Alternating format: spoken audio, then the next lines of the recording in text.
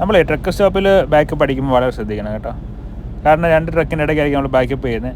അതേപോലെ നമ്മളെല്ലാവരും ചെയ്യുന്ന ഒരു മിസ്റ്റേക്ക് ഉണ്ട്. നമ്മൾ മറ്റു ട്രക്കുകളുടെ ഹുഡിൻ്റെ അളവ് നോക്കിയിട്ടാണ് നമ്മൾ ബാക്കപ്പ് അടിക്കുന്നത്.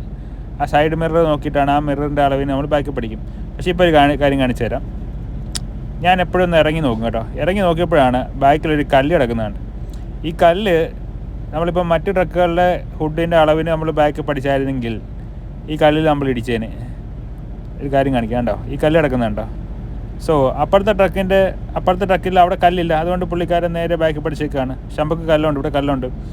എൻ്റെ ഇപ്പുറത്ത് കിടക്കുന്ന ട്രക്ക് ആ കല്ലിൽ ഇടിച്ചിടക്കുകയാണ് കേട്ടോ. പുള്ളിക്കാരൻ അറിഞ്ഞില്ല. രാത്രിയിൽ അങ്ങോട്ട് വന്ന് പാർക്ക് ചെയ്തപ്പോഴും സംഭവിച്ചതായിരിക്കും.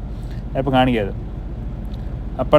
തൊട്ടിപ്പുറത്ത് കിടക്കുന്ന ട്രക്ക് ആ കല്ലിൽ പുള്ളിയുടെ ട്രെയിലർ ഇടിച്ചിടക്കുകയാണ്. പുള്ളി രാത്രിയിലെങ്ങാണ്ടായി. ഇന്നലെ മഴയൊക്കെ ആയിരുന്നു. അപ്പോൾ ആ സമയത്ത് അങ്ങാണ്ട് ബാക്കി ഇപ്പോൾ അറിഞ്ഞു കാണത്തില്ല.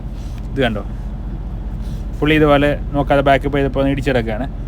പക്ഷെ വലിയ ഡാമേജ് ഒന്നും പറ്റിയിട്ടില്ല. പുള്ളി ഇറങ്ങുമ്പോൾ ഞാൻ പുള്ളിയുടെ അടുത്ത് പറയാൻ നോക്കി. പക്ഷേ പുള്ളി ഉറക്കത്തിലാണ്.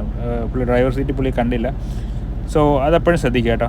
ചില സമയത്ത് എന്തെങ്കിലും പൈപ്പ് കണക്ഷനോ എന്തെങ്കിലും അതിൽ പോയിട്ടുണ്ടായിരിക്കും. അല്ലെങ്കിൽ കല്ലുകൾ കാണും, അല്ലെങ്കിൽ എന്തെങ്കിലും കോണുകളോ എന്തെങ്കിലും വെച്ചിട്ടുണ്ടായിരിക്കും.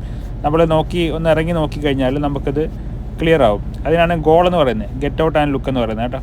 സോ അതൊന്ന് ശ്രദ്ധിക്കുക കേട്ടോ. അടുത്ത വട്ടം ബാക്കപ്പ് ചെയ്യുമ്പോൾ. അപ്പം കാണാം. ബൈ.